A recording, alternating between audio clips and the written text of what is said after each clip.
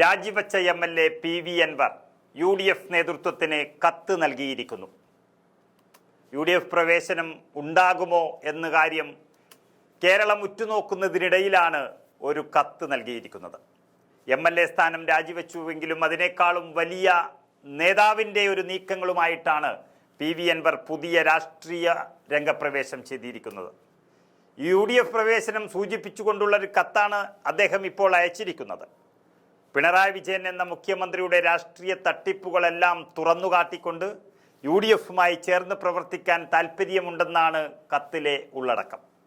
UDFിൽ ഘടകകക്ഷിയായി ഉൾപ്പെടുത്തണമെന്ന ആവശ്യവും കത്തിൽ പ്രധാനമായും ഉന്നയിച്ചിട്ടുണ്ട്. LDFുമായി വിട പറയേണ്ടി വന്ന സാഹചര്യം, അതുപോലെ MLA സ്ഥാനം രാജിവെക്കേണ്ടി വന്ന സാഹചര്യം, താൻ ഉയർത്തുന്ന രാഷ്ട്രീയം, തൃണമൂൽ കോൺഗ്രസിലേക്ക് പോകാനിടയായ സാഹചര്യം, അങ്ങനെ തുടങ്ങി നിരവധി കാര്യങ്ങൾ വളരെ വിശദീകരിച്ചുകൊണ്ട് ദീർഘമായ ഒരു കത്താണ് അദ്ദേഹം നേതൃത്വത്തിന് കൈമാറിയിരിക്കുന്നത്. UDF കൺവീനർ, അതുപോലെ ചെയർമാൻ എന്നിവർക്ക് പുറമെ എല്ലാ ഘടകകക്ഷി നേതാക്കൾക്കും അതുപോലെ കോൺഗ്രസിൻ്റെ പ്രധാനപ്പെട്ട നേതാക്കൾക്കും ഇങ്ങനെ ഈ കത്തിൻ്റെ കോപ്പികൾ കൈമാറിയിട്ടുണ്ട്. ഇന്ന് കോൺഗ്രസിൻ്റെ രാഷ്ട്രീയകാര്യ സമിതി യോഗം നടക്കുന്നതിനാൽ അൻവറിൻ്റെ UDF പ്രവേശനത്തിൽ അതിൽ ചർച്ച നടക്കുകയാണ്. ഈ ചർച്ച നടത്തുന്നതിന് മുന്നോടിയായിട്ടാണ് കത്ത് കൈമാറ്റം എന്നത് കോൺഗ്രസിൽ നിന്ന് തന്നെ പ്രധാനപ്പെട്ട ചില നേതാക്കൾ അൻവറിന് വേണ്ടി ചരടുവലി നടത്തുന്നുണ്ട് എന്നത് വളരെ വ്യക്തമായിരിക്കുന്നു. നിലമ്പൂരിൽ ഉപതെരഞ്ഞെടുപ്പിന് കളമൊരുങ്ങിയ സാഹചര്യത്തിൽ PV അൻവറിനെ കൂടെ നിർത്തുന്നതാണ് ഏറ്റവും നല്ലത് എന്ന് കോൺഗ്രസിലെ പ്രധാനപ്പെട്ട ഒരു വിഭാഗം നേതാക്കൾ അഭിപ്രായം പറഞ്ഞു കഴിഞ്ഞു. അൻവർ MLA സ്ഥാനം ഒഴിഞ്ഞതോടുകൂടി നിലമ്പൂർ സീറ്റിൽ ഉപതെരഞ്ഞെടുപ്പ് വരുമ്പോൾ അത് UDFിനെ, പ്രത്യേകിച്ച് കോൺഗ്രസിനെ വളരെയധികം സാധ്യതയാണ് കൽപ്പിക്കുന്നത്. മാത്രമല്ല LDFിൻ്റെ പട്ടികയിലുണ്ടായിരുന്ന ഒരു സീറ്റാണ് UDFിന് ലഭിക്കുന്നത് എന്ന് പറയുമ്പോൾ അങ്ങനെയൊരു സാഹചര്യം ഒരുക്കി നൽകിയ PV അൻവറിനെ നിരാശപ്പെടുത്താൻ കോൺഗ്രസ് തയ്യാറാകില്ല എന്നുള്ളത് തന്നെയാണ് ഇപ്പോൾ വ്യക്തമാകുന്നത്. കോൺഗ്രസിൻ്റെ ഒരു നേതാക്കൾക്കും PV അൻവറിനോട് ഇപ്പോൾ തൊട്ടുകൂടായ്മയോ തീണ്ടിക്കൂടായ്മയോ ഇല്ല.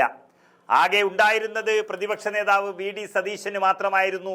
അദ്ദേഹത്തിനെതിരെ വലിയ ആരോപണങ്ങൾ വസ്തുതയ്ക്ക് നിരക്കാത്ത തരത്തിൽ ഉന്നയിച്ചത് കൊണ്ട് മാത്രമാണ് അങ്ങനെ ചെറിയൊരു മനപ്രയാസമോ വിദ്വേഷമോ VD സതീശന് ഉണ്ടായി എന്ന് പറയുന്നത്. പക്ഷേ പരസ്യമായി മാപ്പ് പറഞ്ഞ് ഞെട്ടിച്ച അൻവറിനോട് തോളോട് തോൾ ചേർന്ന് നെഞ്ചിനോട് നെഞ്ചു ചേർന്ന് പ്രവർത്തിക്കാനാണ് ഇപ്പോൾ സതീശന്റെ താല്പര്യം. അങ്ങനെ ആകെ ഉണ്ടായിരുന്നത് VD സതീശന് മാത്രമായിരുന്നു. അത് വസ്തുതയ്ക്ക് നിരക്കാത്ത തരത്തിൽ നിയമസഭയിൽ തനിക്കെതിരെ ആരോപണം ഉന്നയിച്ചത് കൊണ്ട് മാത്രമാണ്.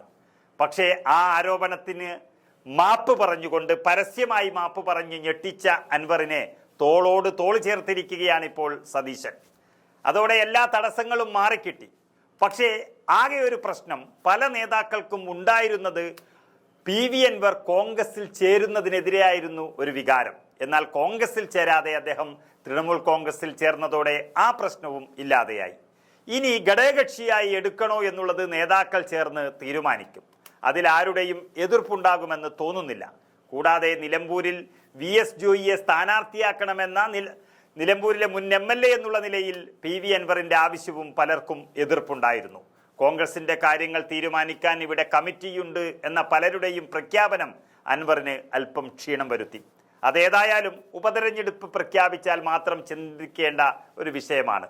അതിനു മുൻപേ തന്നെ അൻവർ UDFിൽ എത്തുകയാണ് എങ്കിൽ സ്ഥാനാർത്ഥി നിർണയം അംഗീകരിച്ചേ മതിയാകൂ അദ്ദേഹത്തിന്. ഏതായാലും പിണറായി വിജയനെ തൂക്കിയെറിയേണ്ടുന്ന ഒരു സമയത്ത് ഏറ്റവും അനുയോജ്യനായ ആള് തന്നെയാണ് PV അൻവർ എന്നുള്ളത് ഉറപ്പാണ്.